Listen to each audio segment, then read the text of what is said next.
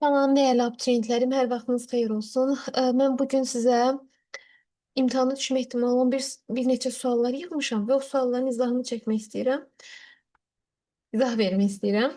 Başlayaq. Baxın, birinci sual. Mən düşünürəm ki, bu il qayğı məsələlərindən, çay məsələlərindən suallar düşə bilər. Yəni bu bizim qarşımıza bir neçə dəfə çıxıb, hətta 20 sınaq variantda da çıxmışdı. Odur ki, belə bir sualın izahına baxaq. Sürəti 1 metr böl saniyə olan çayda durğun suya nəzərən, sürəti 3 metr böl saniyə olan üzgücü K nöqtəsindən E nöqtəsinə gedib həmin sürətlə K nöqtəsinin doğru üzməyə başlayır. Buna əsasən üzgücün K nöqtəsindən təkrar K nöqtəsinə qayıtmasını sərf etdiyi zaman neçə saniyədir? Baxın, əvvəlcə K-dan L-ə gəldikdə nə olub? 24 metr məsafə vardı, düzdürmü?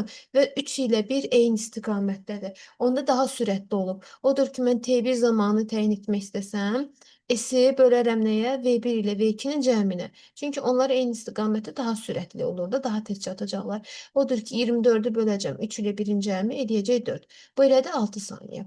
Daha sonra T2 zamanına baxıram. Bu da S bölünsün. İndi baxın, eldən geri qayıdacaq. Çay yenə də sağa doğru axır, düzdürmü? Çay yenə sağa doğru axır, amma üzgücü 3 metr böl saniyə sürətlə geriyə doğru gələcək. Hə, onda deməli deyəcək ki, buradan 3 minus 1 olmalıdır. Yəni 24 bölünsün 2. Bu bizə verəcək 12 saniyə. Onda ümumi neçə saniyə oldu? 12 ilə 6 cəmi eləyəcək 18 saniyə. Daha sonra deyir ki, eni 12 metr olan və axıl sürəti 2 metr böl saniyə. Bax bunu deyirdim. Qayıq K nöqtəsindən suya nəzərən 5 metr böl saniyə sürətlə şəkildə kim istiqamətdə hərəkətə başlayır. Qayıq 4 saniyə müddətində M nöqtəsinə gəlib çatırsa, elin məsafəsini hesablayın. Baxın, bu elə bir ki, K-dan çıxıb M nöqtəsinə gəlir. Bizdən elin məsafəsini istəyir. Bax, bunu bir SX kimi götürəcəm. Bu LK-mız isə bir SY-dir. Və hər zaman bax, bunu bir qeyd kimi yadda saxlayın. Sabah indi əgər sizə belə bir sual düşsə də yaza bilərsiniz ki, əgər məsəl üçün çayı keçmə müddəti deyirsə, mütləq şəkildədir ki, məsafənin də y üzrə proyeksiyası, sürətin də y üzrə proyeksiyası hesablansın. Odur ki, mən buradan SX deyəcəm ki, LM məsafəsidir və məndən bu soruşulur. SY məsafəsi isə LK məsafəsidir və bunu bizə 12 metr kimi qeyd eləyib. Aha, onda deməli SY üçün yazacağam ki, VY vurulsun T. İndi bədikdə V2Y, çünki üzgüçün sürəti V2-dir. Onda deməli nə etmək lazımdır? Mən buradan V2Y təyin edə bilərəm. Necə? 12 bərabərdir V2Y vurulsun zamanımız 4-dür. Odur ki, V2Y 12 böl 4 3 metr böl saniyə edəcək. Düzdürmü?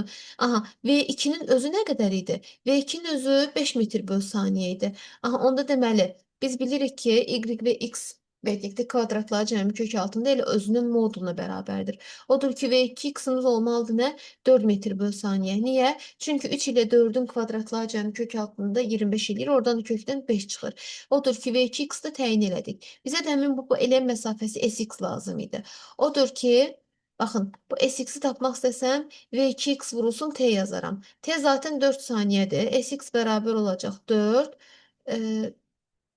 Ay, yok, bir dəqiqə. Burada bir nüans da var. Bu durğu su değil. Bu sağa doğru bir V çay da var. Yani V1 sürəti də var V çay. Odur ki, mən nə edəcəm? Burada V2X ile V1 eyni istiqamətli olduğuna görə onları cəmləyib T'yə vuracağım. Onda SX bərabər olacaq.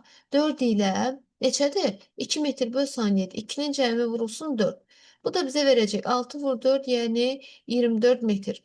Deməli, onda bu elem məsafəsi, SX məsafəsi 24 metr olmalıdır. Daha sonra üçüncü sual kimi. Baxın, çevrə ilə bağlı belə bir sual düşə bilər. Bir də ki, uşaqlar, yer dəyişməyə görə orta sürət, yola görə orta sürət. Bax, belə bir sualda düşə bilər. Görüm, salmışam belə bir sual. Bəli, salmışam. Onu da izah edəcəm. Yəni, bu suallardan şübhələnirdim ona görə. Baxın, M nöqtəsindən gedir, dönür tezən M nöqtəsinə çatır. Deyir, maddi nöqtə şəkildəki trayektoriya üzrə M nöqtəsindən hərəkətə başlayır, həmin nöqtəyə qayıdır. Maddi nöqtənin yol və yer dəyişməsinin neçə metr olduğunu hesablayın. Yol nədir? Baxın, 3 metr. Sonra 6. İndi yol nədir? Çevrənin tam uzunluğudur, düzdürmü?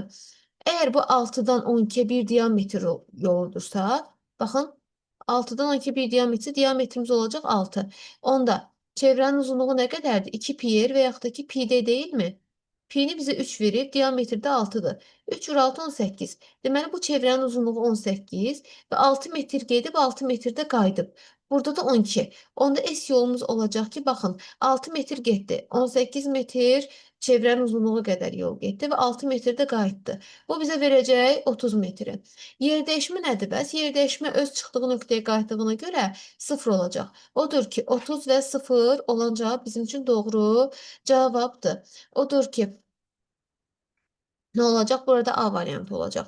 İndi deyək ki, O nöqtəsi mat nöqtəyə təsir edən şəkildəki qüvvələrin əvəzləyicisi neçə Newtondur? İndi bax belə bir şey danışaq da.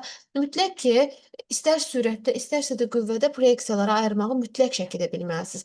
X9 üzrə proyeksiya ayırırıqsa və alfa bucağı həmin o X9 üzrə proyeksiya bitişikdirsə, yəni necə ki riyaziyyatdan bilirdik ki, kosinus alfa bitişik bucağı, bitişik katet Newton olan nisbətidir.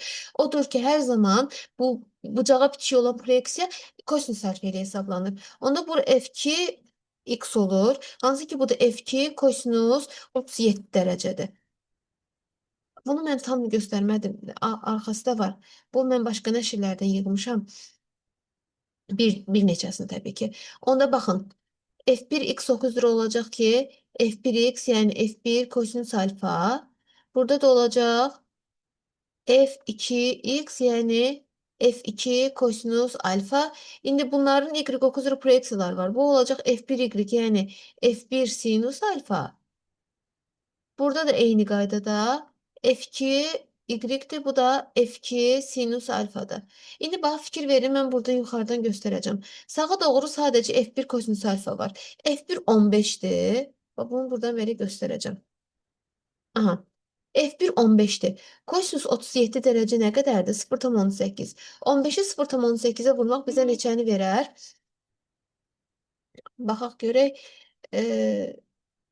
12'ni verər səhv eləmirəmsə. Hə, 12. Sola doğru baxıram F2 kosinus alfa. F2-də 20'dir. 20 0,18'e vurmaq bizə verər 16. Sola tərəf 16 olmuş oldu. Aşağıya zaten 18 var idi. Onu buradan belə göstərirəm. Yuxarıya doğru həm F1y var, həm də F2y var. F1 sinus alfa. Baxın 15 sinus 0,6'ya vurduqda bu bizə 9 verməlidir. 9 yuxarıya. Bir də ki F2 sinus alfa. F2'miz 20'dir. Sinus da 0,6 olduqda bu da 12 eləyir. Onu ümumi şəkildə görürəm ki, yuxarıya doğru 21, aşağıya doğru 18. Onda yuxarıya doğru nə qalmış oldu? Bir 3 qalmış oldu. Əks istiqamətdə olanları çıxdıq. 21-dən 18 çıxanda 3. 16-dan 12 çıxanda neçə verməlidir bizə? 12-dən 4 verməlidir. Sola tərəfdə 4. Bunların ikisinin əvəzləyicisi onda nə olacaq? 5 olmuş olacaq. Bizdən sırf qiyməti istədiyinə görə cavab eləyəcək 5 Newton. Neçə Newton olduğunu istəyir. Yəni bu kimi proyeksiyalar ayırmaqlara fikir verin, lazım ola bilər. Sonra baxın burada. Mən çox şübhələndiyim suallardan biri də budur. Nədir burada? Kütlələri, qiymətləri verilir və yaxud da ki, verilməyə də bilər. Yəni, düstur olaraq da çıxarılışını istəyə bilərlər. Yəni, əsas nəyə fikir verməliyik? Bunu bir dənə burada sizə göstərim, tam aydın olsun. Bu F qüvvəsi 3-ünü də dartır, düzdür? Ona mən əvvəlcə bir təcil təyin eləməliyəm ki, 3-ü də bir təcil hərəkət eləyir. Bu da F bölünsün M sistemi olmalıdır. Aha, F qüvvəmiz nə qədərdir? 42. M sistemi isə M1, M2, M3-ün cəmi. 2, 4, 8-in cəmi. Verəcək bizim üçün 14. Vaxtı az qaldığına görə uşaqlar, indi biraz gec oldu. Ona görə biraz sürətli şəkildə danışıram. 42-ni 14-ə böldükdə elədi 3 metr böl saniyə kvadratı. Bu bizim oldu təcilimiz. İndi bizə nə deyir? Deyir ki, ikinci cismin birinciyə. İkincinin birinciyə göstəri təsir qüvvəsi budur və Newton üçüncü qanuna əsasən birinci qüvvə də ikinci eyni qüvvənin təsir göstərə bilər. Onda nə edəcəyik? Hər zaman hansı qüvvə olur olsun, hansı cismə təsir göstərirsə göstərsin, biz nə etməliyik? Əvəzləyici qüvvəni təyin etməliyik. Tutaq ki, M1-ə təsir göstərir. Onda M1 A nəyə bərabər olmalıdır? Sol tərəfdən 42 Newton qüvvə təsir göstərir. Sağ tərəfdən isə bizə ikincinin birinciyə göstərdiyi qüvvəni istəyir. Odur ki, M1-imiz 2-dir. A təcilimiz 3-dür. F qüvvəmiz 42-dir. F2 1 istəyir bizdən. Onda F2 1 bərabər olacaq 42 çıxılsın 6, yəni 36 Newton. Başqa aspektdən də yanaşa bilərsiniz. Hansı aspekt o? Qoyun belə deyim. Tutaq ki, indi bu istiqamətə baxmaq istəyirəm. Birincini ikinciyə göstərmək istəyirəm. İndi baxıram ki, birinci ikinciyə təkcə yox, üçüncü ilə birlikdə ikinci təsir göstərir. Bir də deyirəm, birinci təkcə ikinciyə yox, birinci həm ikinci ilə üçüncünün cəminə, yəni ikisinə də təsir göstərir. Axı bunlar bitişikdir. Onu da deyəcəm ki, M2 ilə M3-ün cəminin əvəzləyicisi A bərabər olmalıdır. Sadəcə nəyə? F1-in ikincisinə. Çünki onlara başqa heç bir qüvvə təsir göstərmədi. 4 ilə 8-in cəmi 12, təcilimiz 3. Bu da elə F1-2 deyilmi? Eləyəcək 36. Uşaqlar, belə suallarda çaşmayın. Ola bilər ki, üçüncü tərəfi verməzsən, ikinci tərəf versin. Onda heç bunu baxmayacaqsınız, elə imkanı bərabər eləyəcəksiniz F1-2-yə. Yəni orada qüvvələrin istiqamətlərini göstərəndən sonra, orada başqa heç bir qüvvə yoxdursa, yəni elə əvəzedici qüvvə ona bərabər olmuş olur. Daha sonra keçirəm növbəti suala. Növbəti sual. Hə, baxın bu deyirəm ki, düşmə ehtimalı var. Keçən il şübhələnirdim düşmədən. Bu il bəlkə düşər. Nədir bu sual? Yer dəyişməyə görə orta sürət. Mütləq ki, bilməlisiniz ki, çevre üzrə hərəkətdə, yəni 1/4 period, 4/3 period, bunları əzbər bilməlisiniz. Yarım period, tam period, burada yer dəyişməz, yol, sürət dəyişməsi, impuls dəyişməsi vesaire və bunları bilmək vacibdir. İndi 2də 1 metr bölü saniyə bizim sürətimizdir. Deyir ki, periyodun yarısına bərabər zaman ərzində. Onda fərz edək ki, bu A nöqtəsində hərəkətə başladı, B nöqtəsində hərəkət bitdi, düzdürmü? Onun yer dəyişməsi nə qədər olmalıdır? Bax, fikir verin. Onun yer dəyişməsi A-dan B-yə doğru gəldisə, deməli, burada R, burada R. Onda S yer dəyişmə olacaqmı? Qələmi dəyişim. Olacaqmı 2R? Oldu 2R. Yer dəyişməyə görə orta sürət dedikdə ümumiyyətlə bunu qarışdırmayın uşaqlar. Orta sürət qeyri-adi bir anlayış deyil. Orta sürət ümumi yolun ümumi zamana, yer dəyişməyə görə deyirsə, ümumi yer dəyişmənin ümumi zamanı olan nisbətidir.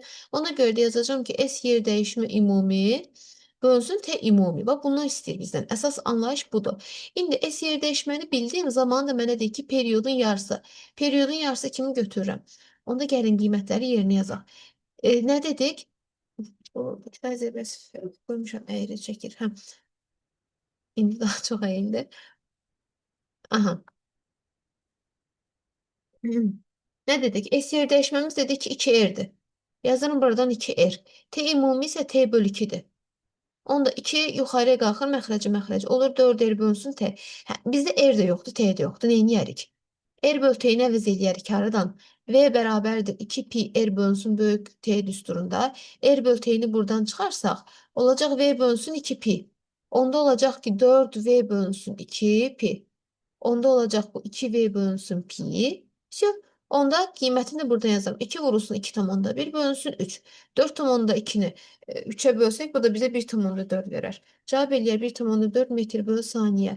Yəni yer dəyişməyə görə orta sürət desə, bax belə yazırıq. Ola bilər 4də 1 periyod desin, 4də 3 periyod desin, nə bilim, tam periyod desə zaten sıfırdır. Və yaxud da ki 6da 1 periyod desin. Onların qiymətlərini bilin. 4də 1-də yer dəyişmə, həmçinin 4də 3-də. Kökdə 2 R-dir. Və yaxud da ki 6da 1 periodda yer dəyişmə sadəcə R radiusdur. Və yaxud da yola görə orta sürət deyə bilərdinizsə və hər dəfəsində də zamanı bu periodla əlaqələndirin. Yarım period dediyinə görə T bölü 2 yazdım. 4də 1 desəydi T bölü 4 yazardım. 4də 3 desəydi 3T bölü 4 yazardım və s. Sonra burada ağırlıq qüvvəsinə bağlı şaquli yuxarı atılmış hərəkətlərdən düşməyini düşünürəm. Bu sadəcə mənim öz fikrimdir. Yəni bu heç yerdən bir ilham götürməmişəm. Sadəcə fikirləşirəm ki, hə, gəl. Sadəcə fikirləşirəm ki, yəni bunlar məncə düşə bilər. İndi baxın, birinci cisim yuxarıya doğru şaqül atılır. İkinci cisim isə şaqül aşağı doğru atılır. Hər birinin başlanğıc sürəti var, düzdürmü? Və deyir ki, birinci, ikinci cisimlər yer səthində hansı hündürlükdə görüşəcəklər. Onlar müəyyən bir nöqtədə fərz edək ki, görüşlər. Baxın burada. Onların hər biri üçün onda eyni zaman olacaq da, düzdürmü? H1 yuxarıya doğru atıldığına görə V0 T çıxılsın, JT kvadrat bölü 2 olmalıdır. H2 isə aşağı doğru atıldığına görə yeyinləşəndir də. Ona görə V0 2T üzərinə gəlsin, JT kvadratı bölü 2 olmalıdır. Və onların cəmi nə qədərdir? 40-dır. Hə, onda deməli mən bunları cəmləyib 40-a bərabər eləsəm, fikir verin. JT kvadratı bölü 2 birində müsbətli, birində mənfi. İslah olunarmı? Olunar. Onda, yəni belə yazaq. T-ni mötərizə xaricini çıxarsaq, V0 1 üzərinə gəlsin, V0 2 bərabər olacaq 40-a. Zamanı tapaq, tapaq. 40 bölünsün. V0 1 10-dur, V0 2 30-dur. 40 bölü 40 elədi 1 saniyə. İndi bizə nə istəyirdi? Yerdən hansı, yer səthindən hansı hündürlükdə? Onda deməli H1-i istəyir bizdən. Mən H1-i necə taparam? Həmin o buradakı düstura əsasən. V0 birimiz 30-dur, zamanımız 1 çıxılsın. J'miz 10-dur, zamanımız 1, kvadratı da 1 bölü 2. 30 çıxılsın 10 bölü 2, 5 eləyəcək bizim üçün 25 metr. Bu şəkildə. Daha sonra gəlirəm növbəti hansı sualdır gəldi. Hə, bax bu biraz fərqli sualdır. Burada nə deyir bizim üçün? Deyir ki, e, fərqli nəşrlərdən götürmüşəm. Təbii ki, bunlardan düşməyəcək, amma bu oxşar düşə bilərdi. Yəni hər bir sual işlədikcə o bölməyə uyğun bölməni təkrarlayım. Yayda müəyyən kütləli yük astıqda onun yayın uzanması x1-dir. Bu sistem aşağı 5 metr bölü saniyə təcillə bərabər yavaşlayan. Bax fikir verin bunlara. Aşağı hərəkətdə normalda çıxırdıq, yuxarı hərəkətdə normalda toplayırdıq. Amma işin içində bərabər yavaşlayan varsa, tərsini eləyirik. Çıxmalıydıqsa toplayacağıq, toplamalıydıqsa çıxacağıq. Bir yayın uzanması x2 olub, x1 ilə x2 arasındakı əlaqəni deyir tapın. Əvvəlcə heç bir təcil yox idi, düzdürmü? Onda deməli, sadəcə mg əvvəlcə kx1-ə bərabər olub. Yayı dəyişmədiyimizə görə onun sərtliyi də dəyişməyib. Bu birinci haldır. İkinci halda isə artıq aşağı deyirsə m vurulsun j minusu almalıydı. Amma yavaşlayan dediyinə görə plus a oldu. Bərabər olacaq kx2-yə. Tamam. Onda mən x1 ilə x2 arasındakı əlaqəni tapmaq istəsəm, gəlin bunları tərəf-tərəfə bölək. Tərəf-tərəfə bölsək m-lər ixtisar gedər və k-lar ixtisar gedər. J bölünsün j plus a bərabər olmalıdır x1 bölünsün x2. Onda deməli,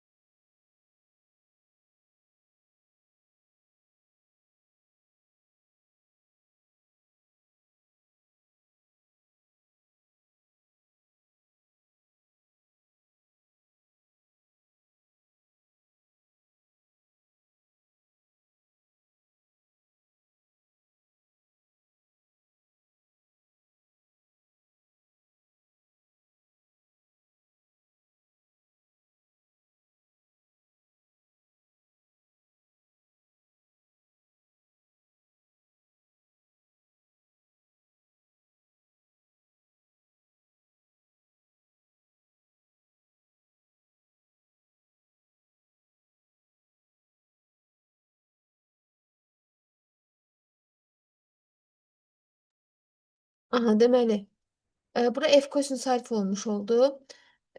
Burada isə olacaq EF sinüs alfa. Deyəsən bayaq səsim bağlanmışdı. Onun tezini düzəldəcəm. Mərkəzdən aşağı doğru mc ağırlıq kütləsi təsir göstərir. Yuxarıya doğru dayanan reaksiya qüvvəsi var. Bir də uşaqlar sağa doğru F kosinus alfa olduğuna görə sola doğru da F sürtünmə yaranmalıdır. Onda deməli nə olacaq burada? Bizə nə istəyir? Təcili istəyir də. Bax fikir verin, sağa doğru hərəkət olduğuna görə A təcili sağa doğrudur. İndi mən yenə də bir tərəfini ağardıram. Əsas qayda qanunumuz. Aha.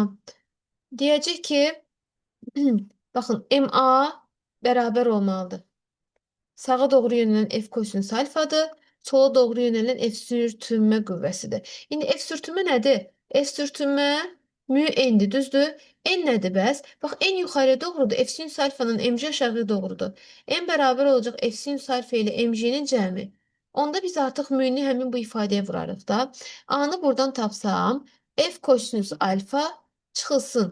Mü mötərzidə. F sinüs alfa üzərinə gəlsin mc.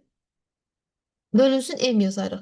Bu da ki, təbii ki, buradan da görünür. Mən bu cavabı özüm saxladım ki, yəni isbatını belə baxa bilərsiniz. Bu şəkildə. Daha sonra ə, gəlirəm növbəti suala. Hə, baxın, bu biraz düşündürücüdür. Niyə görə düşündürücüdür? Biz momentlər qaydasına əsasən hesablayırıq da bunu. Dayağımız var buradır, düzdürmü? F1 bunu saat əqrəbinin əks istiqamətində hərəkət elətdirir. F2 saat əqrəbi istiqamətində, F3 də saat əqrəbinin əks istiqamətində. Onda biz deyəcəyik ki, Momentlər qaydasına əsasən M1 ilə M3 cəmlənib M2-yə bərabər olmalıdır. Bunlarda da nədir məsələ? Bax fikir verin. Burada əsas nüans nədir? Bir çox abituriyentim burada qarışdırmışdı. Ona görə istəyirəm ki, sizə daha detallı şəkildə göstərim. Baxın, F1-in qolu elə D1 məsafəsi kimidir. Yazacağım ki, F1 D1 üzərinə gəlsin. M3-də F3 D3 tam F3-də bax fikir verin dayaqdan hansı məsafədədir? D2 ilə D3-ün cəmi məsafəsindədir. Onda F2 vurulsun D2 plus D3 bərabər olacaq M2 D2. M2-dəki F2 qüvvəsidir. D2 məsafəsi eləyib öz yerində. Olacaq F2 D2. Bax buna uyğun Y variantı doğru cavabdır. Bayaq burada bir sual var idi. Bunu mən yəqin ki, tam aydın oldu da, axırda hesabladıq, yəni belə ifadə aldıq və bu kimi suallarda fikir verin, yadda saxlayın. Aşağı-yuxarı hərəkətlərdə, eləcə də o dəqiqə məsəl üçün bir də bunu vurğulayın, mütləq yadınızda saxlayın. Elastiklik qüvvəsinə bağlı suallar olanda həmin o dəqiqə ağlınıza KX gəlməsin. Bir baxın görün o yayı dartan qüvvə nədir? Çünki elastiklik qüvvəsi yayı deformasiya etdirən qüvvənin qiymətinə bərabər, istiqamətinə əksdir. Bu müəyyən F qüvvəsi ola bilər, bu müəyyən bir MC ağırlıq qüvvəsi ola bilər və onlara fikir verin. O dəqiqə KX gəlməsin ağlınıza. Sonra bax məsələn enerjetiksi. Şübhələndiyim suallardan biri də budur. Düzdür, təbii ki, vaxtında düşüb. Məsələn, bax bu sualın içərisində bir neçə anlayış var. Hansı anlayışlardır? Mütləq qeyri-elastik toqquşma zamanı nə edirik? Deyirik ki, mütləq qeyri-elastik toqquşmada əgər son sürəti təyin etmək istəyirəmsə, impulsları əks istiqamətdəsə modulca çıxıram. M1 V1 çıxılsın, M2 V2 bölünsün kütlələrin cəmi M1 ilə M2-nin cəmi. Onda deməli, burada 2 MV olacaq. Burada 2 MV olacaq. Sürət 0 olduğuna görə daha məxrəcin məhiyyəti yoxdur. Son sürət 0-dır. Ona görə kinetik enerjinin son qiymətdə 0 olmuş olacaq. Bizə deyir ki, ikinci cismin itirdiyi kinetik enerji. İkinci cismin əvvəlki aldığı öz enerjisi mv2 kvadrat bölü 2 deyildi. m2v2 kvadrat bölü 2. m2'miz m'dir, v2'miz 2v2 kvadratı 4v kvadratı bölü 2. Bu bizə verəcəkdi 2mv kvadratını. Düzdür? İndi sonda yekunlaşanda nə olub? Sıfıra düşüb. Deməli, tamamilə özünün hamısını itirib. Odur ki, itirdiyi enerji 2mv kvadratıdır. Belə suallarda mütləq yadda saxlayın. Məsələn, bunlar eyni istiqamətdə olsa arada toplama yazardıq. İkinci sükunətdə olsaydı sadəcə M1V1 yazardıq sürətdə və bu şəkildə. Bunu biz bir də necə yadda saxlaya bilərsiniz? Məsələn, qərarlaşmış təzyiq kimi, qərarlaşmış temperatur kimi onlarda da yəni bu cür hallar var. Sonra burada görülən işlə bağlı nə suallar ola bilər? Məsələn, bax görürəm ki, bu aşağı doğru fikir verməli olduğumuz məqamlardan biri FY-dir, düzdür? Bu da FX-dir. Biz normalda deyirik ki, çox hallarda FX F kosinus alfadır. Amma bu istisna haldır. Niyə? Çünki alfa bucağı FY-ə bitişib. Onda digəri sinus olacağı üçün FY-imiz F sinus alfadır. FX-imiz F sinus alfadır. FY isə F kosinus alfa olmuş olacaq. Onda bunu sağa doğru itələyən hansı qüvvədir? F sinus alfa qüvvəsidir. Və bu necə hərəkət eləyir? Qüvvənin təsiri ilə hərəkət edir, yolda gördüyü şeyi hesablayın. Sürtünmə qüvvəsi təsir edilmir bura? Yoxsa sürtünmə qüvvəsinin heç olub-olmadığını da bizə deməyib. Onda deyəcək ki, A işimiz nə olacaq?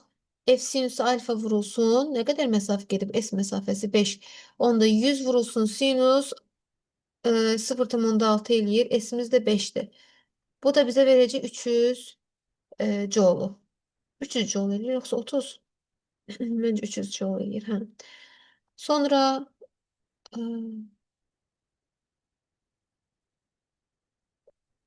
gəlirəm nəyə? Rəqqaslarla bağlı. Uşaqlar, baxın, hər zaman yadda saxlayın. Kinetik enerji maksimal qiyməti və yaxud da ki, potensial enerji maksimal qiyməti tam mexaniki enerjiyə bərabər olmuş olur. İndi bax, fikir verin. Buradan nə edirik? Bizə deyik ki, yaylı rəqqasının rəqs amplitudu 10 santimetrdir. X maksimal 10 santimetrdir. Santimetrlərini yazıram, axırda çevirmə aparacağım. Tarazlıq vəziyyətinin 6 santimetr uzaqlaşanda bu ixtiyarı hər hansı bir 6 santimetr uzaqlaşır. Bunun bir neçə yolu var əslində, amma mən bu enerji yoluna getməyi daha üstün görürəm. Hə, başqa yol dediyimdə, yəni biraz uzun məsələdir, lazım deyil. Ən rahat elə budur. Ne edirik? Deyirik ki tam mexaniki enerjiyə kinetik enerji ilə potansial enerjinin cəminə bərabərdir. Və burada x maksimal verdiyinə görə mən tam mexaniki enerjini potansial enerji maksimal qiymətinə bərabər eləyə bilərəm. Onda mv kvadratı böl 2 üzərinə gəlsin. Potensial üçün kx kvadratı böl 2. Tam mexaniki enerji, yəni potensialın maksimal qiyməti üçün kx maksimal kvadratı böl 2 olmuş olur. Hə, onda deməli nə edəcəm? 2-ləri buradan yox eləyək. Və bunları bir tərəfə çevirək. MV kvadratı bərabər olacaq. K mötərizə xaricində x maksimal kvadrat çıxılsın, x-in kvadratı. Onda V-ni buradan tapsam kök altında K böl M x maksimal kvadrat çıxılsın, x-in kvadratı olmuş olur. K böl M. K-mız 200'dür, M-miz də 2-dir. Onda cavablarını belə yazacağım. Burada 100. Burada da ki x maksimal 10'du, kvadratı 100, x'imiz 6'dır, kvadratı 36, 100 çıx 36, 64. İndi buradan bizə çıxacaq 80. Düz gəldik buradan. Bəli, 80. İndi bu da 80 santimetr böl saniyəsi. Biz metrə çevirəndə 0,8 metr böl saniyə olmuş olacaq. Yəni bu şəkildə. Daha sonra aerodrostatika ilə bağlı belə maraqlı qəşəng sualımız var. Bəzilərini DİM 20-dən götürmüşəm uşaqlar. Bir ikisi də deyəsən Aptun jurnalında vardır. Niyə görə? Çünki onların da düşmə ehtimalı var da. İndi sıxlıqları bax 900 və 2700 kiloqram bölü metr kub olan və bir-biri ilə qarışmayan iki mayenin sərhədində kürəcik tarazlıqdadır. Demək bu kürəciyin aşağı doğru mc ağırlıq qüvvəsi var zaten.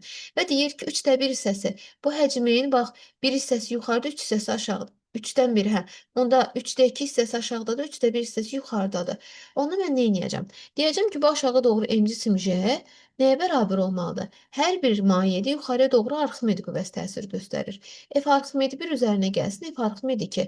Və yadda saxlayın, ρ2 ağır olduğuna görə o aşağıda olmalıdır. Yüngül sıxlığı az olan, yəni yüngül olur, yuxarıda olur. M cisimdəki ρ cisim V cisim deməkdir. Burada da J bərabərdir. F Arximed, ρ maye hər ikisi ρ maye 1 yazıram buradan. ρ1-dir əslində. V batandakı V batan bir bizi hansıdır? 3də 1 hissəsi. Olacaq 3də 1 V cisim. J. Üzərinə gəlsin. Romayı 2. Qalan hissəsi aşağı hissəsində də 3də 2 hissəsi qalıb. 3də 2 V cisim J olacaq. İndi gəlin baxın buradan nələr alırıq. V cisim J-ni buradan ixtisar aparsam bunlar da mötərizə xaricində çıxıb ixtisar gedəcəkdir. Rho cisim bərabər olacaqdı. 3də 1 Romayı 1, yəni 900 üzərinə gəlsin. 3də 2 Romayı 2, yəni 2700. Bu da bizə nəyi verər? Bu da bizə verər. Buradan qalır 300. Düzdür? Üzərinə gəlsin. Buradan da ki 9 ixtisar getsə, 9 qalsa, bu da 1800. 1800 ilə 300 cəmləsim 2100 eləyəcək. Cavab eləyəcək Y variantı. Yəni, bax, bu şəkildə fikir verin. Arximed qüvvəsinə bağlı, məsəl üçün, üzmə şərti varsa, səthində daxilində üzür deyirsə, Arximed qüvvəsi ağırlıq qüvvəsinə bərabər olmalıdır. Daha sonra tam təzyiq deyəndə, yəni açıq hövzələrdə, su hövzələrində, dənizlərdə, okeanlarda və s. mütləq şəkildə P0 təzyiq, atmosfer təzyiqi nəzərə alınmalıdır və ROJH da yəni əlavə olaraq cəmlənməlidir. Daha sonra bunlarla bağlı nə suallar ola bilər? Məsələn, hidrostatik təzyiq ρJH-dır, S-dən asılı deyil, amma təzyiq qüvvəsi F S-dən asılıdır, çünki o PS-dir. Yəni, bu şəkildə. Vahidlərə fikir verin, çevrilmələrə fikir verin. İndi, bax, burada nəyə fikir veririk? Deyir ki, ABCD prosesində qazın həcmi necə dəyişib? Bax, birinci AB hissəsinə baxıram. AB hissəsində görürəm ki, bu A-dan B-yə gələndə nə olub? Onun T0 sabit qalıb, P-si artıb. Onda deyəcəm ki, P 2 dəfə artıb da. Normalda nə bilməliyik? Bilirik ki, PV T ilə asılıdır. Onda V buradan T bölünsün P kimi hesablanır. Aha, onda V T bölünsün P kimi hesablanır. T sabitdir. P'miz isə nə olub? 2 dəfə artıb. Onda deməli, həcm bir dəfə, ilk dəfəsində 2 dəfə azalır. Gəlirəm BC hissəsinə. BC hissəsində görürəm ki, təzyiq 2P0-da sabitdir. Yenə T böl P'dir. P sabitdir. T'miz T0-dan 2T0-a gəlib, bu 2 dəfə artıb. Onda deyəcəm ki, V'miz də 2 dəfə artmış oldu.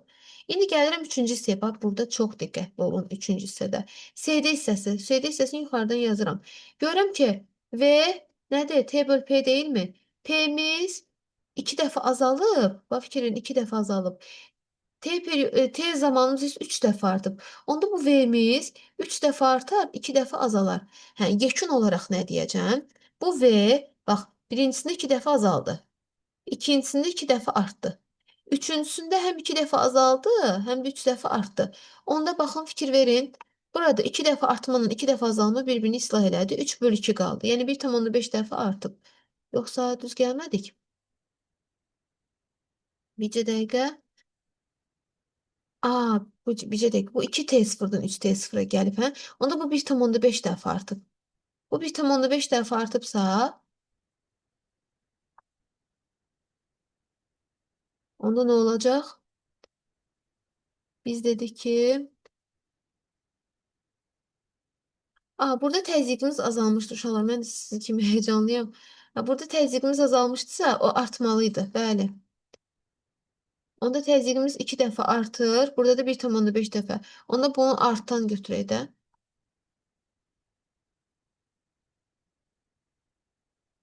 Bu da 2 dəfə. 2 vurulsun 1,5 nə olacaq? 3 dəfə artmış olacaq.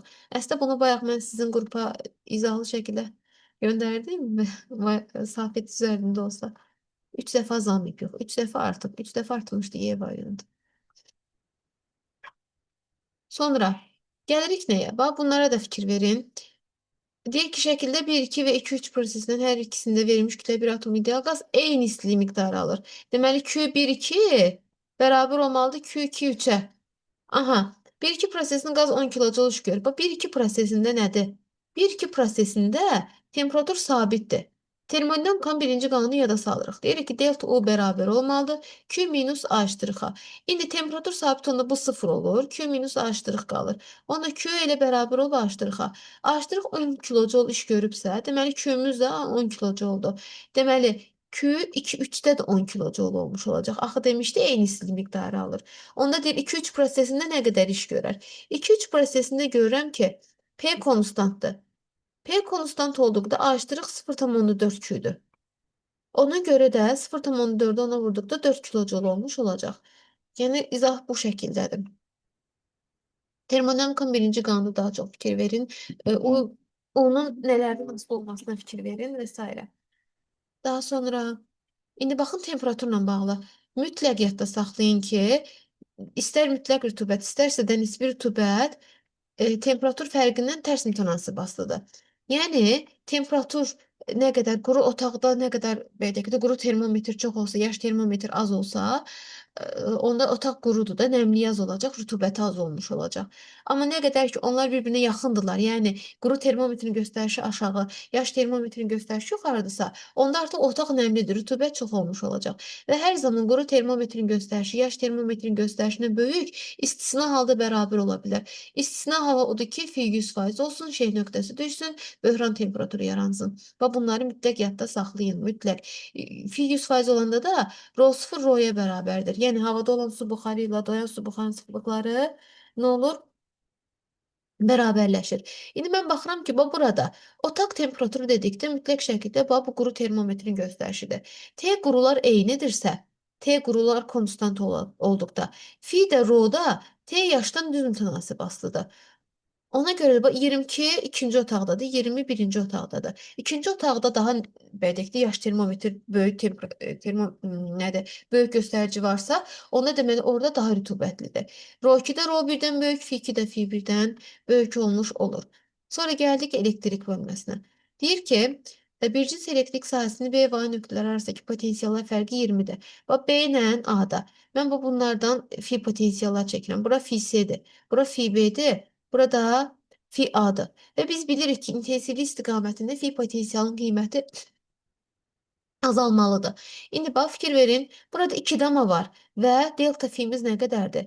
Delta fi potensiallar fərqi 20 voltdur. D bərabərdir 2 damada. Onda biz buradan Y bilirik ki, bir cins elektrik sahəsidir. Çünki bir-birlərinə paraleldirlər, müsbətdə başlayıb, mənfidə bitirlər. Onda Y-ni buradan tapsam, onda nə edərəm? Deyərəm ki, delta fi bölünsün delta fi bölünsün D düsturuna əsasən 20-ni 2-yə bölərəm eləyər 10. Tənasüblə də gedə bilərsə, amma ki daha rahat indi isbatlı göstərəm də, bəlkə isbat kimi düşdü. İntensivliyimiz oldu 10. İntensivlik oldu 10, onda 3 damla üçün hesablasa potansiyellər fərqi nə olacaq? Delta fi AC üçün olacaq 7. Y'miz sabitdir 10. D'miz isə 3 dam olacaq. Bu da eləyəcək 30. 30 ol. Ya da ki nisbili ilə də 2 damada 20, 3 damada da onda 30 olacaq. Yəni belə. Açıq sual kömürtüsü elə yaza bilərsiniz. Səthi gərilmə ilə bağlı şübhələndiyim suallardan biri. Yadda saxlayın ki, baxın, səthi gərilmədə cisim mərkəzdən aşağı doğru mc ağırlıq qüvvəsi var və cisim səthə doğru gərilir, mərkəzə doğru gərilir, yuxarıya doğru da F qüvvəsi var. Onda deməli, bu F qüvvəsi səthi gərilmə qüvvəsi ilə mg'nin cəminə bərabər olmalıdır. Səthi gərilmə qüvvəsi sigma L'dir, mg də ki öz yerində. Odur ki, sigmanın yerini 60 milli 10 üstü mənfi 3 yazacağım və burada 60 milli Newton. El uzunluğumuz bizə nəyi verib el uzunluğunu? 10 santimetrdir. Kvadrat şəklində alüminium təbəqəni. Onda deməli kvadrat şəklindəsə onun perimetri, yəni bu el əslində çevrənin uzunluğudur, eldir, düzdürmü? El əslində çevrənin perimetri olmalıdır da, yəni uzunluğu. Burada da 4A olmuş olacaq. 4A'mız da ki 4 vur 10 santimetrimiz nə qədərdir? 10 üstü mənfi 1 metr olacaq da, yəni onda 1. Eləyəcək 0,4. Üzərinə gəlsin. M kütləmiz 135 qram. Üzərinə bax burada yazarım. 135 qram son üstü mənfi 3-ə vururam. Kiloqram eləyirəm. J'miz də 10. Uzun sözün qısası. 60-ı 0,4-ə vurmaq bizə nəyi verəcək? Necə dəqiqə baxaq. 24-ü verəcək. 24 10 üstü mənfi 3-ü. Burada da 2350 10 üstü mənfi 3. Cavab eləyəcək 1374 10 üstü mənfi 3.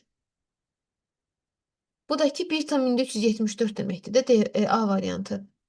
Yəni, bax, yadda saxlayın. Səthi gərilmə qüvvəsi mərkəzə doğru yönəldi. F qüvvəsi yuxarıda artında mg ilə cəmlənmişdi səthi gərilmə.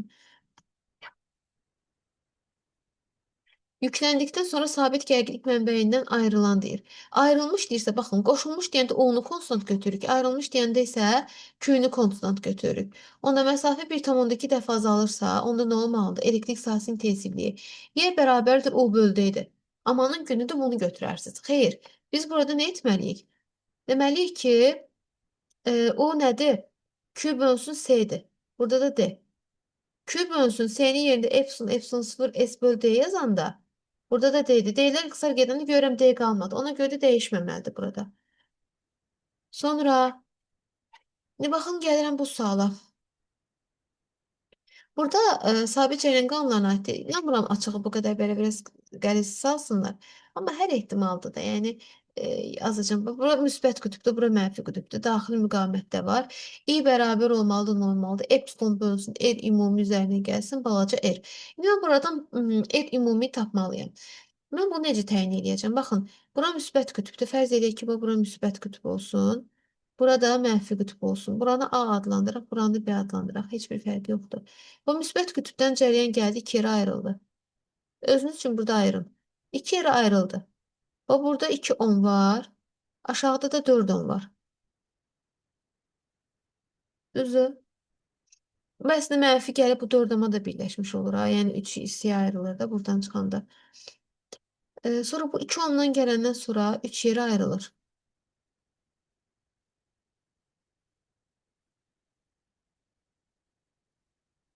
Daha doğrusu 2 ohmdan gələndən sonra 2 yerə ayrıldı. C baxaq. Bu 2 ohmdan gəldi, 2 yerə ayrıldı, bəli.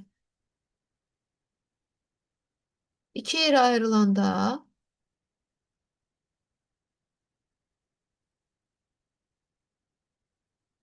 bunu belə eləyək. Bu hissədən 2 ohm, 2 ohm. Bax burada 2 ohm və 2 ohm. Burada 2-dir, burada 2-dir. Bunlar birləşir. Bax burada. Buradan gələn 4 ohm. Buradan gələn 4 ohm. Bundan birləşir.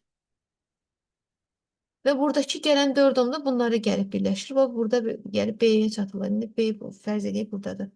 Ona görə nə baş verir? Görürəm ki, bu 2 ilə 2 4 edir. Bu 4 ilə 4 paraleldir. Bundan niyə 4 elədi? Çünki ardıcılda cəmlik 4 ilə 4 paralel olduğuna görə sayını bölürəm eləyir 2. İndi bu 2 ilə bu 2 ardıcıl olduğuna görə yenə 4 oldu. Fikir verin. İndi həmin bu 4 ilə bu 4 paralel olduğuna görə R ümumi yerini 2 yazdım. İ bərabər olacaq. Epsilonumuz 18'dir. 2 üzerine gelsin 1. Bu da eləyəcək 18 böl 3 eləyəcək 6 amper. B variantı. Sonra Lorentz qüvvəsinə bağlı sualdır. Deyir ki, baxın, induksiyası B olan bir cisim maqnit sahəsində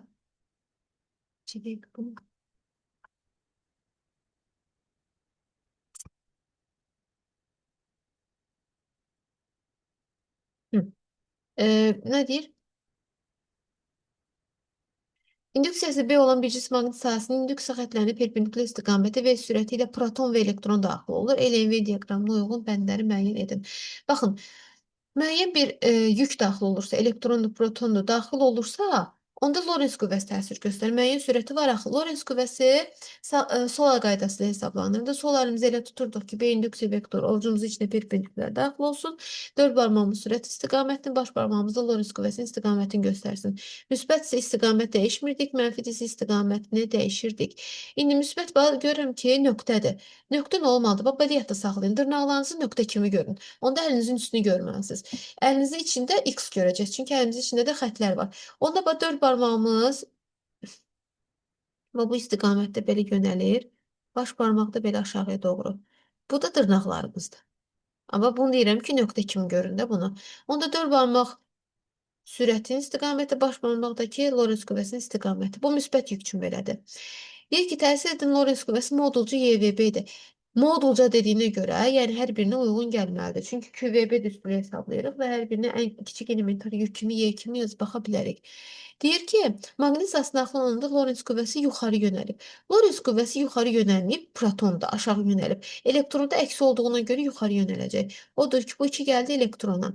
Çevre üzrə bərabər sürətlə hərəkət edir. Perpendikulyar daxil olubsa bir cins maqnit sahəsinə təbii ki, çevre üzrə hərəkət eləyəcək. Çünki F Lorentz belə yönəlsə, artıq burada çevre yaradır da. Həm aşağı, həm də sağa hərəkət edən zaman. Odur ki, bu da hər ikisi üçün keçərlidir. Maqnit sahəsinə daxil olanda təcili aşağı yönəlib. Deməli, təcil əslində orada Lorentz qüvvəsinin istiqaməti ilə təyin olunur. Həmçinindəki çevre üzrə hərəkətdə də. Onda deməli, aşağı doğru yönələn birincisi də protondur. Təcil yuxarı yönəldiyibsə, bu da təbii ki, yuxarı yönələndə elektron olmuş oldu. Cavab biləcək 4, 2, 5, 1, 3. Buna da A variantı uyğun gəlir. Və Lorentz qüvvəsi ilə də bağlı əsas bunlara fikir verin. Lorentz qüvvəsinin gördüyü iş hər zaman sıfırdır. Lorentz qüvvəsi o zaman olmaz ki, Q'su, yəni yükü sıfır olsun, yüksüz olsun, sürəti sıfır olmamalıdır, sükunətli olmamalıdır və təbii ki, mütləq şəkli maqnit sahəsi olmalıdır və buradakı alfa bucağı 0 və 180 dərəcə olmamalıdır, yəni paralellik olmamalıdır. İndi gəlirəm və bura. Burada bir çoxunuz çaşırsınız, qarışdırırsınız. Ümid edirəm ki, tam başa düşəcəksiniz. Bir var rezistor, bir də var termistor. Termistor yarım keçiricidir və o birincisidir. Termistor yarım keçiricidir və mən onu soyduramsa, temperaturunu artıramsa, onun müqaviməti artmalıdır. Termistorun müqaviməti artır. Termistorun müqaviməti artanda A1 cəryanı azalmalıdır. İndi bunları heç bir proses eləmədiyimizə görə bunlar özləri kimi sabit qalır. A burada A1 ilə A2-nin cəmidə bilirik. Çünki bu paralelliklərdəki cəryanlar gəlib birləşir, aradan keçir. Onu da deyəcəm ki, bu A2'miz sabit qalıb, dəyişməyib. A1'imiz azaldığına görə A da azalacaq. Onda gəlin baxaq. Dedi ki, rezistorun müqaviməti ilə A2 isə dəyişməyəcək. Rezistorun müqaviməti və A2 dəyişmədi. BD bura gəldi. Nə azaldı? A1 ilə A. Onda AC azaldı. Bəs nə artmışdı? Termistorun müqaviməti. Bu da Y. Və bu şəkildə olmuş olacaq. Bunları unutmayın, qarışdırmayın. Sonra buradan baxın, potensial bilməliyik ki, cəryan axın istiqamətində də azalır, intensivlik istiqamətində də azalmalıdır. Bu suallara biraz hakim olduğum üçün ona görə baxıram. Deyir, AC naqilindən sabit cəryan keçir. C nöqtəsinin potensialı A nöqtəsinin potensialından böyükdürsə. Deməli, onda cəryan bura doğru axır. Niyə görə? Çünki A-ya doğru gəldikcə potensial azalıbsa, cəryan onda A-dan C-yə doğru olmalıdır. Nöqtə də əlimizin üstünü görməliyik. Amper qüvvəsi də sola qaydası ilə hesablanır. Dörd barmağımız onda üstdən sol tərəfə yönəlir. 2 dəqiqə.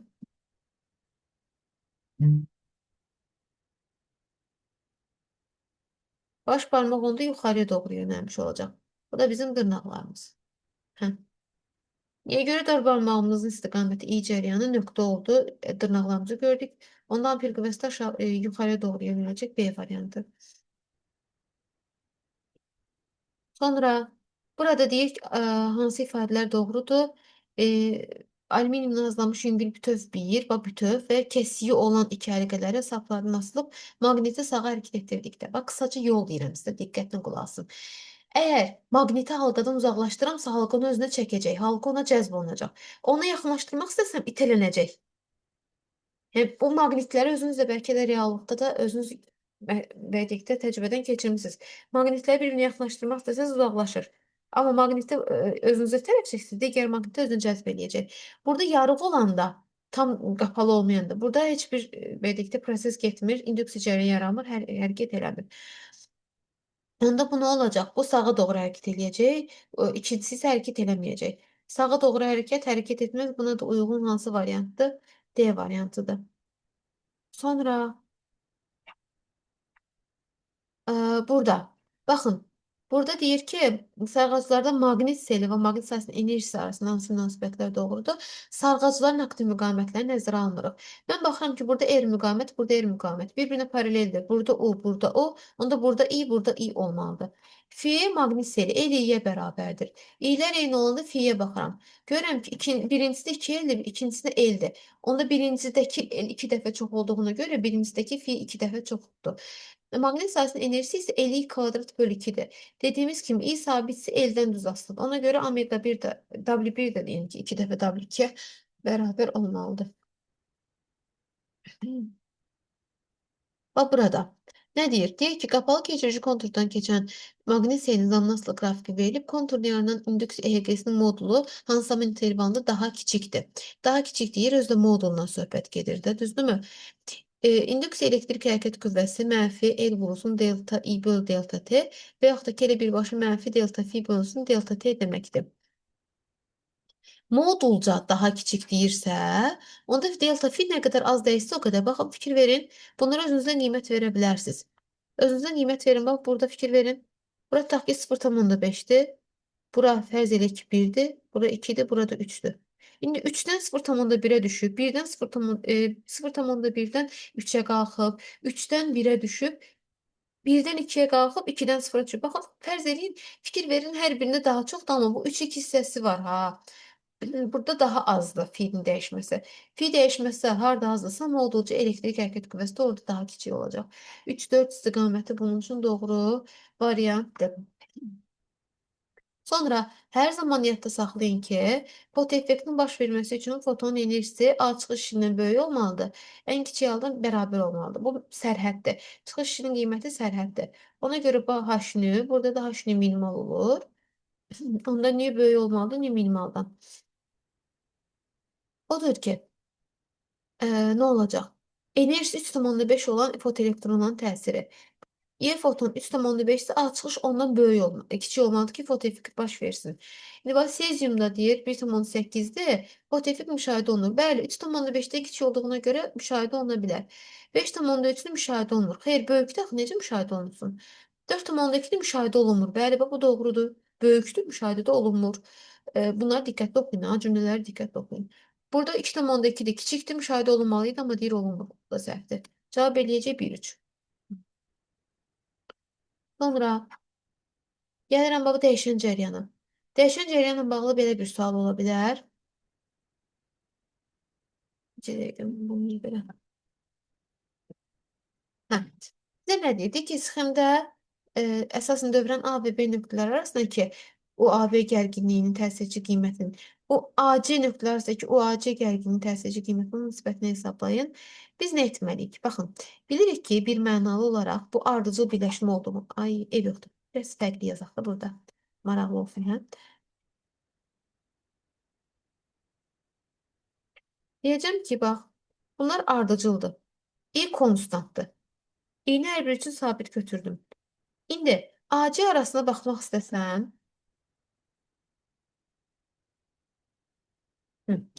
AC arasına baxmaq istəsən, bu AC-ni baxmaq istəsən, olacaq I vurulsun AC arasında 3-ü də var. 3-ü də olduğuna görə bir Z. Z-in qiyməti nə qədərdir? Bax, burada yazıram. Z nədir? Ümumi müqavimətdir. Kök altında aktiv müqavimətin kvadratı ilə induktiv və x-si, yəni tutun müqavimətlərin kvadratları, fərqinin kvadratları ilə cəmlənir də. Bilirdik ki, bunlar bir-birlərini pi bölü 2 qədər qabaqlayıb geri salırdı. Daha doğrusu pi qədər. Və aktiv müqavimətdən hərəsi pi bölü 2 qədər geri düşüb qabağa düşürdü. Hə, ona görə də nə olacaq? Erimizin qiyməti 6-dır, kvadratı eləyəcək 36. Sonra 12-dən 4-ü çıxanda olacaq 8, kvadratı 64. Burada nəticə etibarilə 100-dən də 10 çıxacaq. Z-imiz 10-dur. Bu eləyəcək i vurulsun 10. İndi onun AB hissəsi üçün baxıram. Hə, AB hissəsi üçün baxsam, görürəm sadəcə bir dənə r-dir. Yəni ir olacaq. Ona görə də 6i. Bunları da tərəf-tərəfə böləndə 10i-ni 6i-yə böləndə nə deyir? Hə, AB-nin AC olan nisbəti. 6-i 10-iyə böldükdə olacaq 0,6. Yəni bu şəkildə.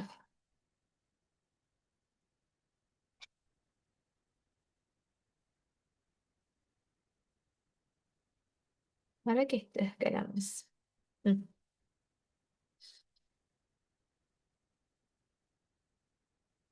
Baxın, şübhələndiyim suallardan biridir bu.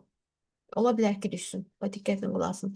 Bir-birinə deyir paralel və baş optik oxun üst-üstə düşən linzalar sistemində işıq şüasının yolu təsvir olunub. Linzalar sistemin optik qüvvəsini hesablayın. Sistemin optik qüvvəsi D1 plus D2 olmalıdır. P yoxsadır, hə. D1 plus D2 olmalıdır. Bu birincisi toplayıcı linzadır. Toplayıcı linzada bu baş optik oxa paralel gəldi. Sındı. Baş optik oxla harda kəsişdi? Bax, burada kəsişdi. Onda linzadan hansı məsafədədir? F-imiz, F1-imiz 4 dama məsafədədir. Hər məsafədə 5 sm olduğuna görə olacaq 20 sm. Bu da ki, 20 onun üstü -2 deməkdir. İndi gəlirəm nəyə? F2-yə baxmağa. Bax, səpici linzadır da L2. Düzdürmü? Bu gəlir bax buradan və yaxud da ki, indi buradan gəlir, fərqi yoxdur. Səpilir. O buradan keçir tezdən. Ona görürəm ki, aralarında 2 dama məsafə var. Odur ki, F2 üçün yazacağım ki, 2 vurulsun 5, yəni 10 sm. Bu da bizə verəcək 10 vurulsun 10 üstü -2. Optik qüvvə nədir uşaqlar? Optik qüvvə D. Fokus məsafəsinin tərs qiymətidir. Onu mən nə yazacağım? D sistem üçün yazacağım ki, 1 bölsün F1-imiz nə yazdıq? 20 10 üstü -2. Üzərinə gəlsin. Bu arada bunun qarşısına mənfi yazacağım. Niyə görə? Çünki bu səpici linzadır. Səpici linzada optik qüvvə fokus məsafəsi mənfi olur. Onda burada artıq çıxma yazarıq da, hə? Hə, çıxılsın. 1 bölünsün 10 üstü -2. Nəticə etibarilə burada artıq 10 üstü -2 yuxarı qalxanda, sürətə qalxanda 100 eləyir. 100 bölü 25-dir. Çıxılsın. Burada da 100 böl 10 eləyəcək, çıxılsın 10. Yəni bu da eləyəcək 5 çıxın -5 dioptriya. Bu şəkildə, yəni bu suallara belə fikir verin. Linzadan hansı məsafədədir? Sonra linzalarda əsas nəyə fikir verməlisiniz? Hansı belə deyək də, cisim harda olanda xəyal hansı nöqtədə olur? Yəni bu kimi suallara fikir verin. 2F bax, yadda saxlayın. Burada 2F-dədirsə, burada da 2F-dədir. Toplayıcı linzadan söhbət gedir. Məsəl üçün 2F-dən geriyə olanda kiçildilmiş həqiqi xəyallar alınır. 2F-dən sağda olanda böyüdülmüş həqiqi xəyal, amma F-də olanda alınmırdı. F ilə linza arasında olanda isə böyüdülmüş mövhümü və burada alınırdı. Amma səpici linza hər zaman kiçildilmiş mövhümü olurdu və düzünü olurdu. Sonra, hə, bax gəlirəm bura elektron rəqslər dağlarda. Və bunları belə yadda saxlayın ki, Q-dur, U-dur, elektrik sahəsinin enerjisidir. I-dir, Fi-dir və maqnit sahəsinin enerjisidir. Və bunlar bir sistemdir. Bu sistem sıfır olanda bu sistem maksimum olur. Bu sistem maksimum olanda bu sistem sıfır olur. İndi bax fikir verirəm U-nun qiyməti. O maksimaldan başlayıb, düzdürmü? Onda bu qiymətlər maksimal olmalıdır. Maqnit sahəsi deyirsə, onu minimaldan başlamalıdır. Və maqnit sahəsi də elektrik sahəsi də ixtiyari, yəni enerjidə tam enerji təbii ki, sabit qalır hər zaman, amma maqnit sahəsinin enerjisi, elektrik sahəsinin enerjisi, yəni mənfi oblastda düşmür, çünki kvadratik astıdır. Baxın, C variantı doğrudur. U-muz maksimaldan başlayır, bu sıfırdan başlayır, amma mənfiyə düşmür. Ya, belə şeylərə fikir verin. Bu potensial kinetikdə də belə idi, rəqslər dağlar bölməsində, mexanik rəqslər dağlarda. Sonra koherent dalgaların interferensiyası məsələsində toplanan dalgaların fazalar fərqi üçün. Baxın, hər zaman saxlayın. 5 pi deyiriksə, cüt rəqəm, tək rəqəmlərsə minimumlar şərtidir. Cüt rəqəmlərsə burada da maksimumlar şərtidir. Getdik. Deyir ki, bu nöqtədə interferensiya minimaldır. Minimum dedik ki, tək rəqəmlərdə. Maksimallar cüt rəqəmlərdə. Daha uzunluğu zaten dəyişmir hər birində. Sonra yekun amplitud azalır, yekun amplitud çoxalır. Təbii ki, azalar minimalda, artar maksimalda.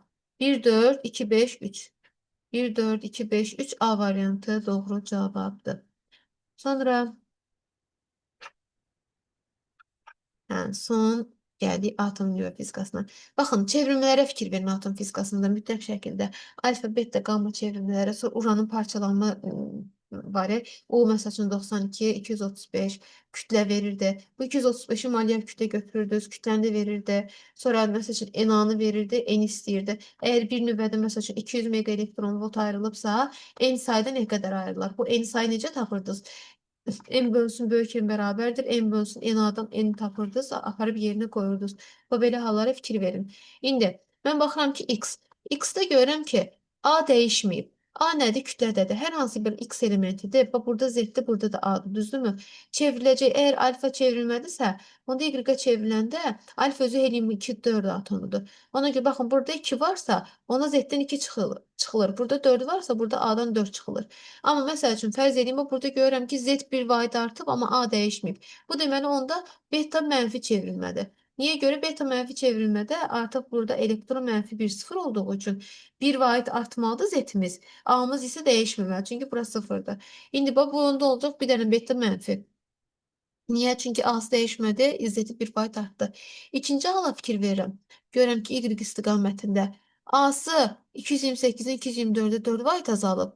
Z-i isə 2 vahid azalıb. Onda bax alfa çevrilmədir. Bir dənə alfa, bir dənə mənfi beta oldu. Bu bizim üçün doğru cavab. Yəni bunlara fikir verin. Bu şəkildə düşünmüşdüm bir saatdan çox olmasın. Kelly maksimumda bir saat elə oldu. Baxın, burada sizə ürək sözlərimi yazmışam. Həyəcanlanmayın. Hər şey yaxşı olacaq. Yəni pis düşünməyin. Hər şey əla olacaq. İkinci şans imtahanınız var. Nə vaxt lazım olsun mən buradayam. Sizə hər birinizə bol bol uğur arzulayıram. İnşallah ki, sabah çox yüksək nəticəli belə deyək də cavablar olar. Yüksək nəticələr göstərərsiniz. Hər biriniz dəyərlisiniz. Sizləri çox istəyirəm. Və mütləq şəkildə mən canlı yayımda da danışdıqlarımı nəzərə alın. Bir sual üzərində qətiyyən qalmayın. Gördünüz ki, çətinlik çəkirsiniz, keçin o sualın üzərinə. Birinci bildiklərinizi yazın ki, artıq siz əmin olasınız ki, düz yazmısınız. Bu qədər uşaqlar. Özünüzə yaxşı baxın. Sabahki nəticələrinizi mənimlə bölüşərsiniz. Hələlik.